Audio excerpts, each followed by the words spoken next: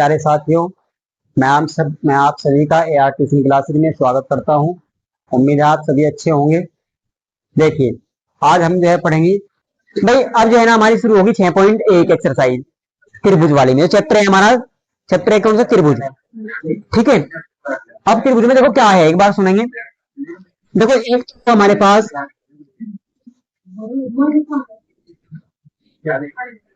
समरूप आकृति,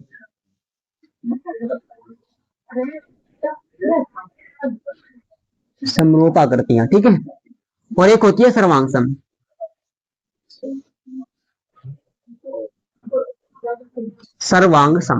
ठीक है, सर्वांग सम आकृति।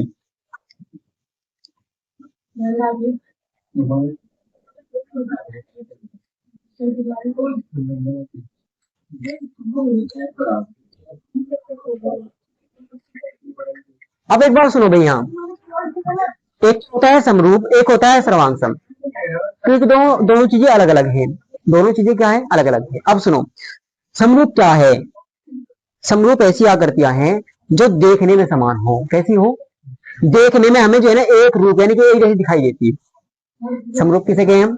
जो देखने में एक जैसी दिखाई देती हो। जैसे आप समझो, मान लीजिए कोई व्यक्ति है, उसका कोई लड़का है, अब लड़का छोटा है, उसका जो व्यक्ति है वो व्यक्ति बड़ा है। क्या दोनों आपस में बराबर है? बराबर तो नहीं है, लेकिन कोई अब व्यक्ति उन्हें देख के ये कह रहा, उस लड़के को देख के ये कह रहा कि भाई तू बिल्कुल अपने बाप पर गया है। किस पर गया? अपने बाप पर। तुझको देख के ऐसा लगेगा तू उसका लड़का हो। तो वो कैसे पता लगा उसे? क्योंकि उसकी शकल जो है ना उससे मिलती जुलती है नहीं है भी, तो उसे हम क्या कहेंगे? समरूप। उसे क्या कहेंगे हम? अभी तो है आम भाषा में, हम देख के भी अंदाजा लगा रहे दूसरे को देख के कि भी ये समरूप है, उसके बिल्कुल उसकी तरह का है, उसकी तरह का है। अच्छा, अब आकृति में आओ आप। आकृति का क्या है? जैसे हमने त्रिभुज देखो, यहाँ देखो एक बार, ये कोई त्रिभुज है और ये कोई त्रिभुज है। दोनों है या नहीं है भाई? यहाँ देखो एक बार, दोनों त्रिभुज है, या नहीं है? एक छोटा है, एक बड़ा है, लेकिन क्या देखने में समान लग रहे हैं नहीं लग रहे? भाई देखने में समान दिखाई दे रहे हैं। ये भी त्रिभुज इसी तरीके का बना हुआ है, तो क्या दोनों समान दिखाई दे रहे हैं? यानी कि देखने में आपको एक जैसे दिखाई दे रहे हैं या नहीं दे रहे हैं? जब देखने में एक जैसे दिखाई दे रहे हैं तो इन्हें बोलते हैं समरूप। क्या बोलते हैं इन्हें हम? समरूप। आ रही कुछ बात समझ में? ठीक है। अच्छा, ये तो है केवल आम भाषा में। अब भी इसको हम क्या समझ रहे हैं? केवल देखने का पता कर रहे हैं, हम अवलोकन कर रहे हैं, बस देख रहे हैं इसको। ठीक है, कि ये आकृति कैसी है? समरूप है। दूसरे, अब सर्वांगसम क्या होती है भाई? सर्वांगसम में आएंगे, सर्वांगसम कौन सी हो?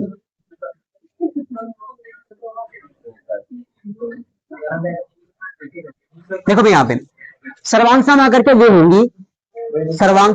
वे होंगी जो आकृतियां बिल्कुल एक दूसरे को पूरा ढक ले। एक आकृति यदि हम दूसरी आकृति के ऊपर रखें तो उसको जब पूरा ढांप ले या ढक ले पूरा, यदि एक को दूसरे के ऊपर रखने से दूसरी ना दिखाई दे, है ना, तो उन आकृतियों हम क्या कहेंगे? सर्वांगसम आकृतियां। कैसी कहेंगे? सर्वांगसम। अब दोनों की अलग अलग बात समझ में आई यहाँ से भी। ये तो चाहे छोटी हो चाहे बड़ी हो एक दूसरी, इन्हें तो हम कहेंगे यदि देखने में एक जैसी दिखाई दे रही है तो वे क्या है? समरूप है।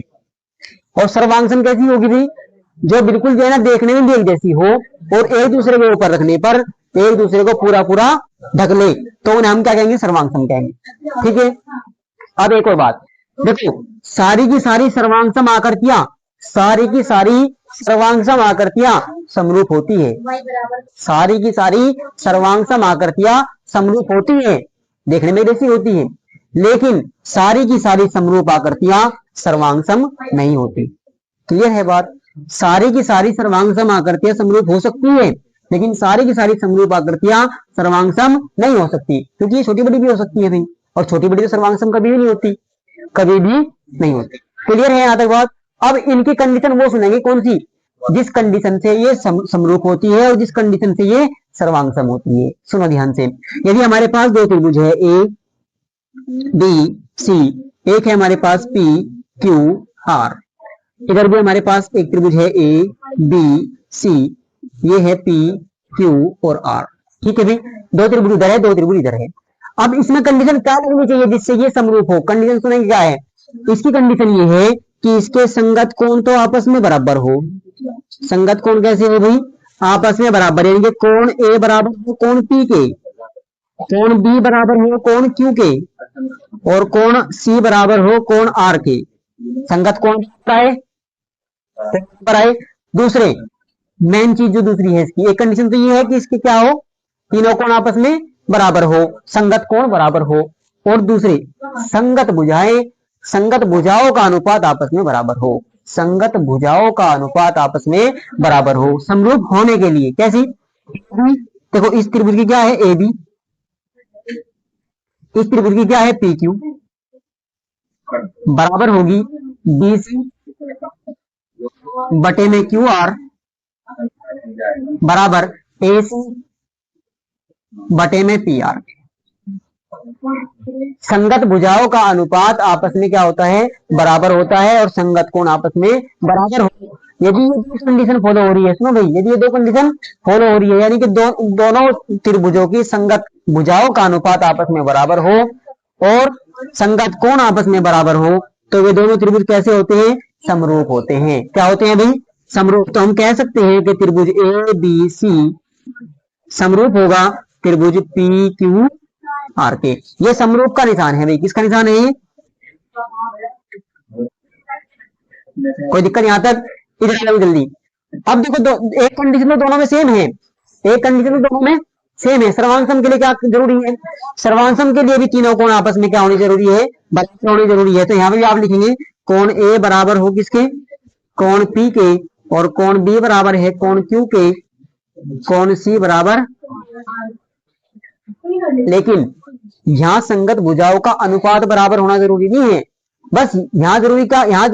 यहाँ पे जो है ना संगत भुजाएं ही बराबर होनी चाहिए, संगत भुजाएं आपस में बराबर, यानी कि यहाँ पे ये होना चाहिए ए बी बराबर हो पी क्यू के, और बी सी बराबर हो क्यू आर के, और ए सी बराबर हो पी आर के।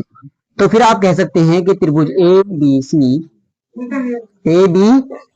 सी सर्वांगसम होगा त्रिभुज पी क्यू आर के, पी क्यू आर के। ठीक है भाई, ये है सर्वांगसम का निशान। अब ये तो हमें पढ़ना नहीं है भाई, सुनो ध्यान से, ये तो हमें पढ़ना नहीं है, ये तो हमने कक्षा 9 में पढ़ लिया, कक्षा 9 में पढ़ चुके आप इसको। ठीक है, अब हमें पढ़ना है कक्षा 10 में समरूप। क्या पढ़ना है? समरूप। तो सारे के सारे जो अब सवाल आएंगे वो समरूप के आएंगे। ठीक है, तो ये समरूप कब होंगे? जाने सुने फिर से। देखो दो कंडीशन है, संगत कोण बराबर हो और संगत भुजाओं का अनुपात बराबर हो। संगत भुजाओं का अनुपात अभी अभी जो हमने पीछे पर में पढ़ी, उन पर में आपने पढ़ा कि संगत भुजाएं कैसे जो है ना, संगत भुजाओं का अनुपात क्या था? बराबर आया था वहां पे। तो वो बाद में देखेंगे। ये बात नोट करनी हो तो कर सकते हैं इसमें। ठीक है, और ऐसे आप ये देख सकते हैं। देखो जैसे मैं आपको बताऊं, एक त्रिभुज है और एक ये वर्त है, क्या ये समरूप है? नहीं है। देखने में जैसे नहीं दिखाई दे रहे तो आप कहेंगे ये समरूप नहीं है। ठीक है, देखने में आपकी जैसी होगी तो हम समरूप बोल लेंगे। चलो अब सवाल पे आएंगे, इसको नोट करते हो आप कर सकते हैं, कोई बात। एक्सरसाइज 6.1 में देखिए, कोष्ठकों में, सुनो भाई, भाई बहुत ध्यान से देखो एक बार। कोष्ठकों में दिए गए शब्दों में से सही शब्दों का प्रयोग करते हुए रिक्त स्थानों को भरिए। हमें खाली स्थान भरने हैं। क्या भरने भाई? अब सुनो, नंबर 1, सभी वर्त, देखिए आगे दिया सभी वर्त होते हैं। क्या होते हैं? आगे उसने कोष्ठक में दिया है सर्वांगसम या समरूप। तो आप देखे भाई, देखो यहाँ पे एक बार, ये जो पहला है क्वेश्चन आपका, उसमें कहा सभी वर्त कैसे होते हैं। तो क्या हमने वर्त बनाया ऐसा? एक तो बनाया ऐसा भाई, एक बना दिया ऐसा, छोटा है, सर्वांगसम तो नहीं है भाई। सारे के सारे सर्वांगसम तो नहीं हो सकते, लेकिन समरूप तो हो सकते हैं सारे के सारे। जैसा वर्त छोटा होता है ऐसे ही कितना बड़ा वर्त बनाओ वो भी ऐसे ही होता है, बिल्कुल सेम। तो क्या होते हैं? सर समरूप होते हैं। तो आप लिखेंगे समरूप। पहले वाले का आपको आंसर पता लग गया भाई। नंबर 2, दूसरे ने आपको दिया कि सभी वर्ग क्या होते हैं। देखो सभी वर्ग छोटा बना दिया आपने, यहाँ पे एक जो है ना बड़ा बना दिया ऐसे वर्ग। तो ये कैसे होते हैं? सर्वांगसम तो नहीं हो सकते सारे के सारे, क्या हो सकते हैं? समरूप हो सकते हैं। तो यहाँ पे भी आप भरेंगे समरूप। ठीक है भाई, और एक समझ में आगे देखेंगे। सभी, अब देखो उसने कहा सभी जो समरूप होते हैं कौन से वाले त्रिभुज? देखो एक तो है ऑप्शन में, एक है समबाहु। यदि आपने समद्विबाहु देखा, समद्विबाहु ऐसे भाई, यहाँ देखो एक समद्विबाहु तो मैंने ऐसा बना दिया, ये बराबर है और ये वाली अलग भुजा है समद्विबाहु। एक समद्विबाहु मैंने ऐसा बना दिया, ये वाली बराबर और ये अलग। क्या है बराबर? समरूप हो सकते हैं? समरूप नहीं हो सकते भैया, आकृति ऐसी भी बन सकती है, ऐसी भी बन सकती है, लेकिन समबाहु त्रिभुज, यहाँ ध्यान दो एक बार, समबाहु त्रिभुज हमेशा कैसा बनेगा भाई? ऐसा ही बनेगा, चाहे आप कितना भी बड़ा छोटा बना लियो, वो कैसा बनेगा भाई? ऐसी ही आकृति उसकी बनेगी। तो समबाहु जो त्रिभुज है, ऐसा त्रिभुज होता है जिसकी तीनों भुजाएं क्या होती है? आपस में बराबर। ये तीनों बराबर आपस में, ये तीनों आपस में बराबर। जब समबाहु त्रिभुज की तीनों भुजाएं आपस में बराबर होती है तो इनके संगत भुजाओं का अनुपात भी आपस में क्या होगा?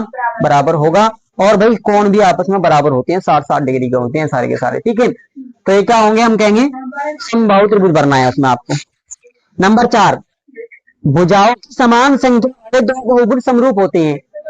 कोई भी बहुभुज है भाई, सुनो, तो उसमें 4 भुजाएं हैं या 5 भुजाएं हैं या 6 भुजाएं हैं, क्या है? मैं कह रहे भुजाओं की समान संख्या, एक में यदि 4 भुजाएं हैं, दूसरे वाले में भी 4 भुजाएं हैं, और कैसी है? समान संख्या वाले दो बहुभुज समरूप होंगे। कब होंगे समरूप? जब उनके संगत कोण क्या हो? बराबर हो। मैंने बताया ना अभी, संगत कोण क्या होंगे? संगत कोण तो हो बराबर, और संगत भुजाएं भी समानुपाती हो, समान अनुपात में हो, तो आप लिखेंगे समानुपाती। समानुपाती। खाली स्थान भर चुके हैं आपके भैया। ये सी था ऑप्शन, सॉरी ये तीसरा क्वेश्चन था आपका, और ये आपका चौथा। आप क्वेश्चन नहीं जल्दी, ये मिटा दो यहां से भी मैं।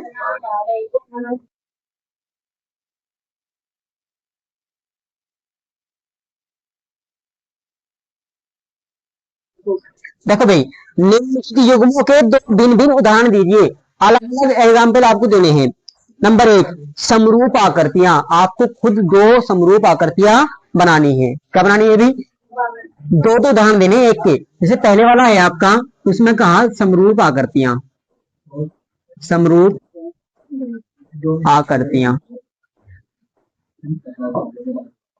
अब समरूप आकृतियां कैसी होगी? सुनो, देखो भाई, इसको पता है समरूप आकृतियां कैसी हो?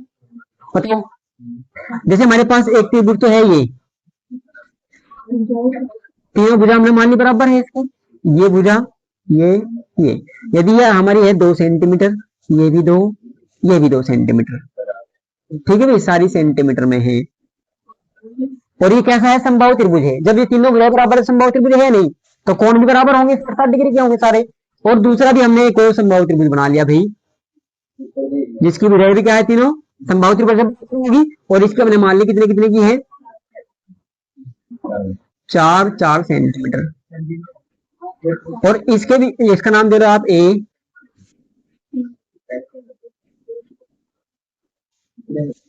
ठीक है भी। और कोण आपस में अपने आप बराबर होंगे क्योंकि समबाहु त्रिभुज है। कैसे त्रिभुज है? समबाहु त्रिभुज है। तो एक एग्जाम्पल तो हमने ही दे दिया समरूप आकृति का। ये दोनों आकृति कैसी है? समरूप है। आप लिख सकते हैं यहाँ पे, देखो हम लिख सकते हैं कि ये तो हमने दिखाई रखा है, यहाँ से बस लिख लो कि त्रिभुज ए बी सी समरूप है त्रिभुज पी क्यू आर पे। एक तो हमने ये लिख दिया भाई। एक एग्जाम्पल आप देंगे खुद से अपने आप। कैसा भाई? आप वर्ग बना लियो। क्या बना सकते हैं? वर्ग, क्योंकि वर्ग के 4 होते हैं नहीं, 90-90 डिग्री के कोण अपने आप आ जाएंगे। दोनों वर्ग बनाएंगे हम, एक की भुजाएं छोटी ले लेंगे, एक की कुछ बड़ी ले लेंगे, सारी सेम ले लेंगे, ठीक है। कर सकते हैं दोस्तों इसका एग्जाम्पल। अब नंबर 2 पे आएंगे।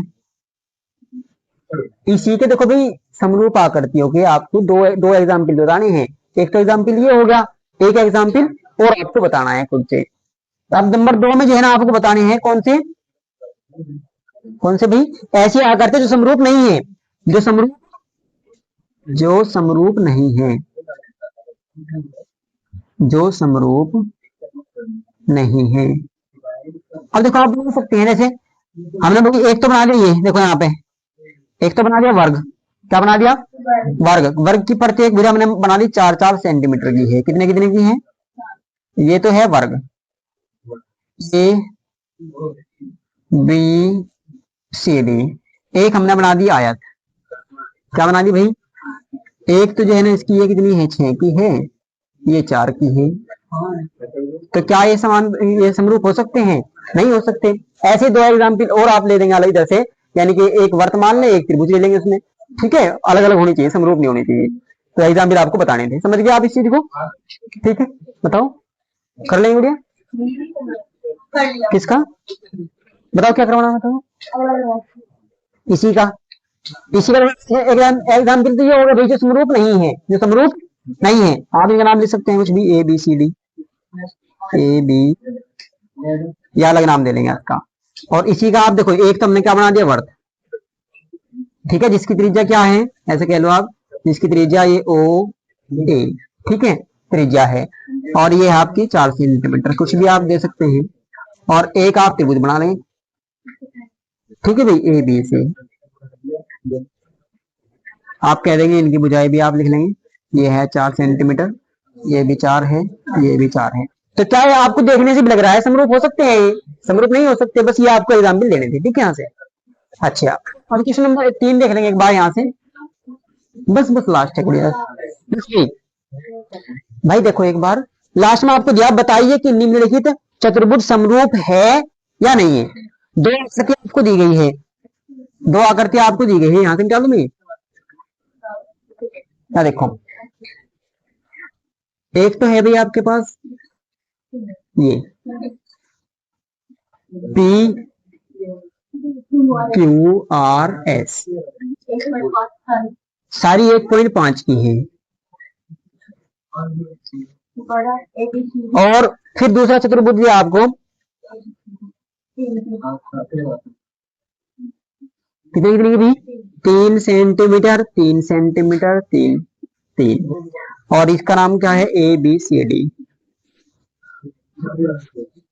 अब देखो भाई, मैंने आपको बताया था कि दो कंडीशन होनी जरूरी है समरूप होने के लिए, क्या क्या, एक तो उनकी संगत भुजाओं का अनुपात क्या हो, बराबर हो, दूसरे उनके संगत कोण भी आपस में क्या हो, बराबर हो। अब आपने देखा, देखो थोड़ा तिरछा बनना है, सॉरी चतुर्भुज, चतुर्भुज थोड़ा तिरछा बनना है, और जब तिरछा बनना है तो क्या 90 डिग्री के कोण हो सकते हैं इसके?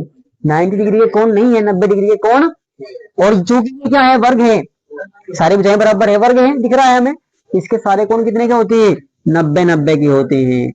जब आप कहेंगे, देखो यहाँ देखो भाई, संगत भुजाओं का अनुपात देखो एक बार, पी क्यू, यहाँ देखो एक बार, पी क्यू बटे में ए बी, बटे में पी क्यू का मान है कितना, 1.5, ए बी का मान कितना है, 3, देखो ये कितना है, 1.5 है ना भाई, 1.5, 1.5 एकम 1.5 और 1.5 दूनी 3, ऐसा आप मान सकते हैं। ये पॉइंट हटाओ, जीरो लगाओ, 15 एकम 15, 15 दूनी 30, 1/2 आया या नहीं आया? जब आप सारी भुजाओं का अनुपात निकालेंगे संगत भुजाओं का, तो 1/2 ही आएगा, क्योंकि सब सारी 1.5 है इसकी, 1.5 इधर 3 3 है, तो सारों का अनुपात कितना आएगा, 1 2 1 2, यानी कि अनुपात तो बराबर है। संगत भुजाओं का हम लिखेंगे, देखो हम कहेंगे आकृतियों का, आकृतियों की संगत भुजाओं का अनुपात तो बराबर है, तो बराबर है, लेकिन लेकिन क्या संगत कोण बराबर है? संगत कोण बराबर नहीं है, लेकिन संगत कोण बराबर नहीं है, संगत कोण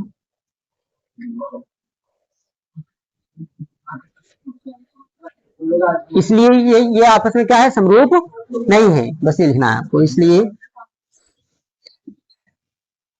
ये आकृतियां, ये आकृति समरूप नहीं है।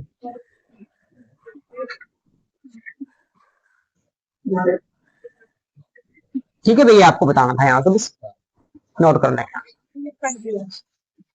कल भाई 7.2 एक्सरसाइज करेंगे, ठीक है, सॉरी 6.2, ठीक है।